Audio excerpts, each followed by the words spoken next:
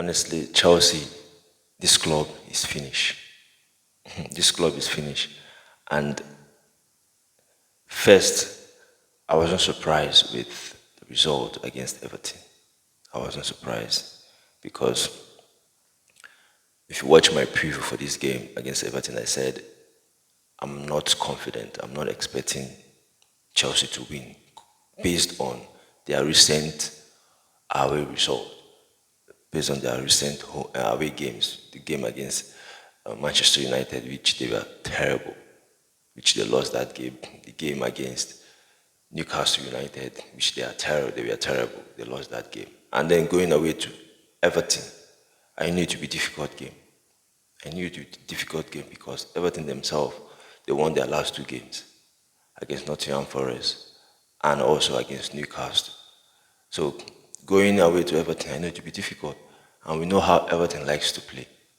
They are aggressive in terms of physicality. You know, their players are physical. Their midfield, their defense, even their forward line. Calvin Lewin is a big striker. And we know that that's how they will play. But to be frank, yeah, I wasn't expecting that Chelsea will win because I know how poor that they have been in the recent games. Some of the Chelsea fans we are not even confident going into this game against Everton. And for me, I feel like some of the Chelsea players in this team, I feel like they are not good enough to be in this team. I feel like they're not good enough to be Chelsea players.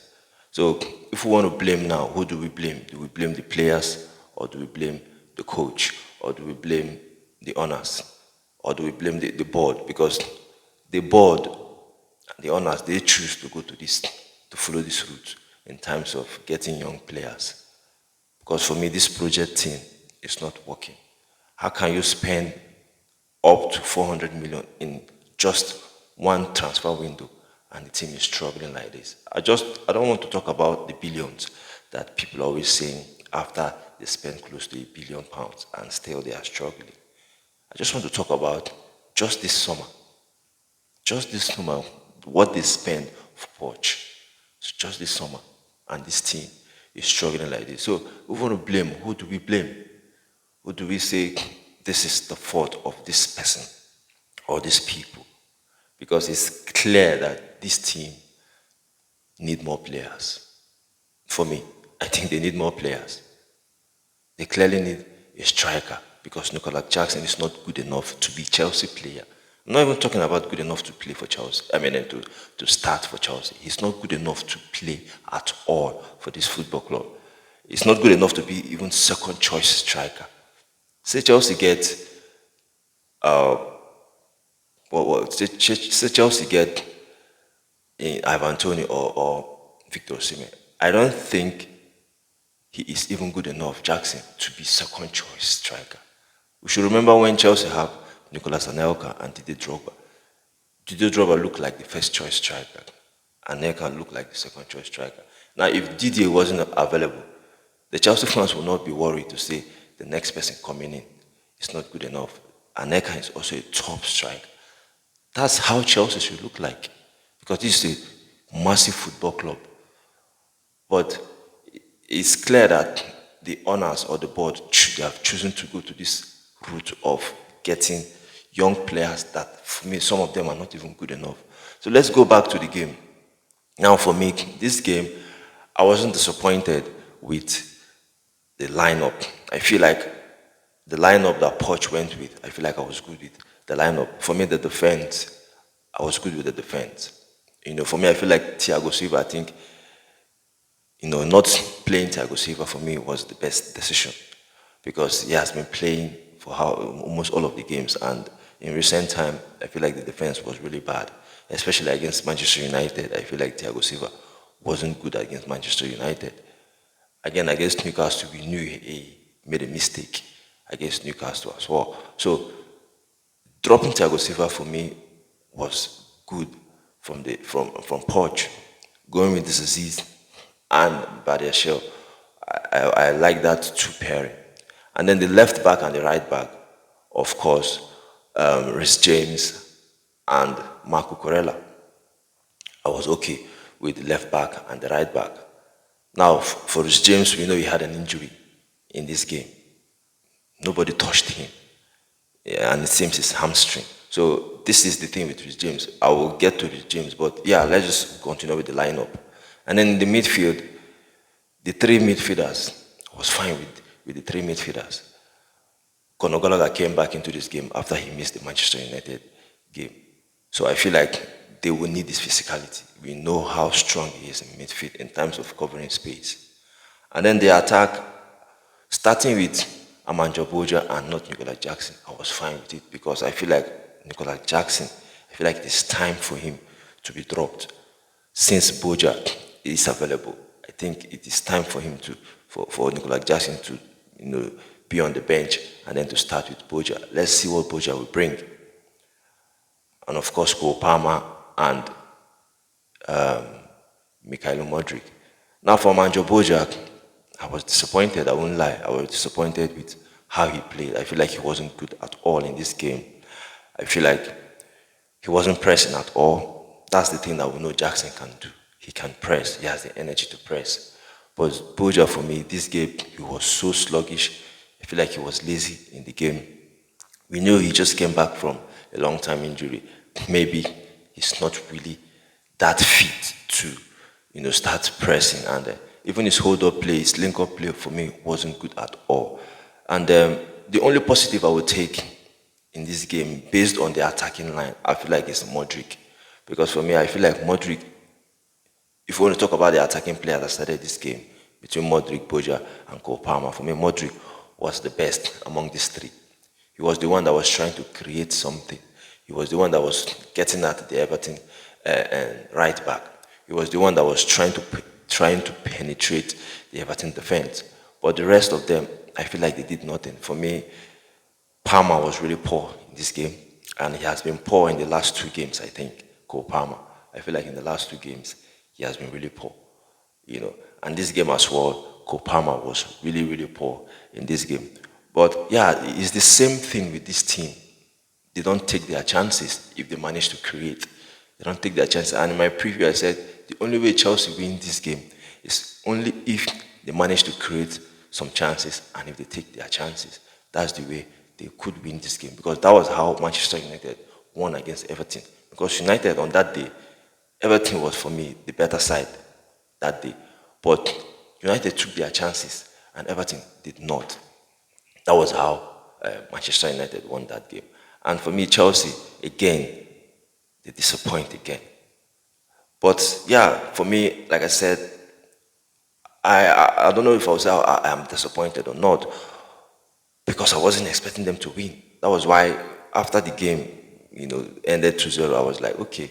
I mean, I was even not really expecting Chelsea to win this game because of how poor that they have been. Of course, if they win the game, of course I'll be happy.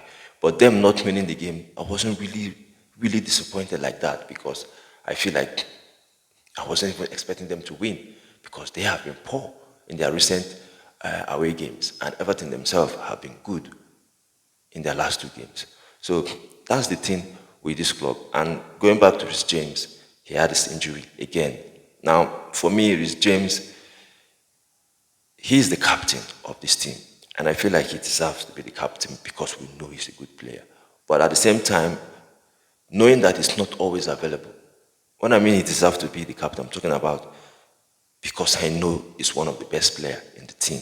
And I also know that in terms of experience, he has been in this team for a while now. And he's a top player, even though we know that he's always injured. But at the same time, knowing that this player is always injured, maybe it's not even right to give him the captaincy, knowing that he's not always available. Because for me, as a captain, you have to be available, because the players are looking up to you to lead them. And for you not to be available because you're always injured, then if it seems it makes no sense making him the captain. Honestly, it seems it makes no sense making this James the captain. And yeah, we don't know when he will come back, because he, he left the game.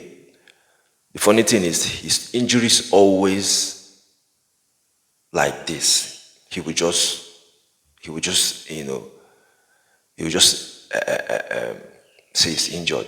And it's not that there's a challenge on him. It's not that someone, like proper injury where someone will hit you and then this James, his injuries have been like this. And for me, if this guy is always injured like this, why can't he go for surgery and just fix this injury once and for all? Even if he will stay out for the whole season. It is better they fix this injury and then he comes back and we know that he is fit. Even if he will stay for 6, 7, 9 months, it is better that than coming back after 2, 3 months, 4 months, and then in the next 1 or 2 months you're out again. What's the need of coming back? Maybe then people think that okay, you're back to help the team, and then all of a sudden you're injured again. So for me, this James, I'm beginning to be worried about this player because I feel like he's looking like an injury-prone player, and this is a very good player. This is a very good player. So, I mean, they just have to fix this thing for this James. If he will go for surgery, let him go for surgery and stay out as long as the surgery will heal. And then for him to come back and we'll know that he's back and fit. But yeah, in all disappointing performance again, another player that I feel like was disappointing in this game was, for me, Enzo Fernandez. Enzo Fernandez, it's clear that this player is not a goal scoring midfielder. And I think Chelsea needs a goal scoring midfielder because sometime in a game, the strikers might not be in their best, but that goal scoring midfielder will be the one to bring that goals. They will be the one to bring that creativity. This is what we were getting from Frank Lampard. We should remember when Didier Drogba first came to Chelsea, he wasn't in his best. But Lampard was the one giving Chelsea that goal. He was the one always scoring goals. And we know defensively then Chelsea was very strong as well. But Lampard was that midfielder that always scored goals. But then in this team, I feel like we don't have that kind of player, like of Frank Lampard, Kevin De Bruyne. This kind of players that can score goals, that can create something. We don't have that kind of player. Enzo Fernandez is a very good midfielder, but I don't think he's a goal scoring midfielder. For me, Enzo Fernandez is that kind of midfielder that will control the tempo of the game, control the game in his own pace. He is not the midfielder that you expect him to give you goals because we have seen him several times. He has been in the position to score goals, but he has missed. He can't even shoot properly. This game against against Everton, he was supposed to score. There's this chance that Mikhailo Modric gave him, this cutting that Mikhailo Modric gave him. He was supposed to be in the right position because for me, that's a good pass for Modric. Some people might say it wasn't a good pass because for me, that's a good pass. Now because Enzo, he is not that midfielder that always wants to score goals. Possibly he wasn't expecting the ball to come to him. He did not put his body shape in the right way to get that ball. Because if he had put his body shape in the right way, I think that's a tapping for Enzo. But then, because he wasn't expecting the ball, and we know he's not a goal scoring midfielder, he doesn't have that instinct to be expecting the ball to come to him. And then, before he will realize, the ball has already passed. Then he has to stretch to touch the ball. And then there was nothing you could do there because he did not touch the ball properly. So for me, Enzo Fernandez is another player that have to step up in terms of scoring goals, especially if you have the chance. If the chance did not fall to you as a midfielder, fine, we know that the chance did not fall to you. But then if the chance comes to you, you have to take it. And yeah, that's another thing that I needed Enzo Fernandez to do because he hasn't really stepped up as we think or believe he should do. But another thing is, I feel like I said before, there are some players that I think are not good enough to play for Chelsea. Nicolas Jackson is one of them. When he came in, he was lazy. It's clear that this guy as a striker has no clue on what he's doing as a striker. Again, Nicolas Jackson, I said it, he's not good enough. He's not good enough to be Chelsea player. It's not good enough to be even second choice striker for Chelsea, for me. Chelsea need to get a top two strikers. Two strikers. They need two, not even one. Because you say you have Victor Osimhen, he's scoring goals, he's doing well, and then God forbid he had an injury. What then happened? You now go back to Nicholas Jackson to start, playing as a number nine, and then he'll be giving us this. So for me, I think Chelsea need two strikers, two, and then it will be kind of changing. You use this one, and then anyone that you think is the best among them will be the main striker. But for me, Nicholas Jackson is not good enough to be a Chelsea striker. Another player that I think is not good enough so far is Mikhailo Modric. Yes, I feel like he did well against Everton. But in terms of consistency, Modric is not good enough. We shouldn't forget we had a certain player called Eden Hazard playing from that same position that Modric is playing. This is a player that can create something from anything. I know that Hazard is a top, extraordinary footballer, but that's the kind of player we should be having because this is Chelsea. Okay, this is Chelsea. This is the top football club, so we should be having the very best players. For me, we should be having the very best players because, yeah, like I said, this is Chelsea Football Club. So Modric is another player that I think is not good enough for this club. Yeah. So in all, the attacking players have been really, really disappointing. They have been really, really disappointing this season. Sometimes the midfield, yes, sometimes they are not controlling the games the way we should want. But sometimes the chances will come and it will fall to these attacking players. And again, they will disappoint. They will disappoint. Even Sterling, when he came into the game, I feel like he did not do anything. He didn't do much. Sterling is another player that I'm not sure of him. He is not stable. Sterling is, this game, today he will perform well. The next game he will not perform well. He's also not stable. So it's quite unfortunate that we have this kind of unstable attacking players. And like I said, if you want to blame, who will you blame? Who will you blame? You have to look at the recruitment team. You have to look at the board because they are the ones signing these players. They are the ones signing these players. They are the ones signing these players. It has been disappointed. And for me, this project thing of getting young players of 21, 22, 20, 23, I feel like this club should go and get top quality experienced players. Maybe 2 or 3 or even 4 to add up with this. And then we'll now see where we'll go with this project thing. But for me, this project thing, I feel like it's not working. Yeah, for me, it's not working. But at the same time, yeah, disappointing result again from this team. Yeah, disappointing result again from this team. This season, I feel like there's no different from last season because at the moment, Chelsea are in 12th position after the money that is spent. So, yeah, that's it from me on this one. Guys, your thoughts and your opinion on the performance and Chelsea season so far because it's really, really disappointing. It's really, really disappointing. Your thought and your opinion, please, guys. And if you're watching the video, if you're new, subscribe to the channel Blue Point TV. Like the video. When you like the video, it helps in spreading the content. And we're also on Facebook. Follow the channel Blue Point TV. Like and share the video. Thank you, guys. Stay safe while I see you again. Bye.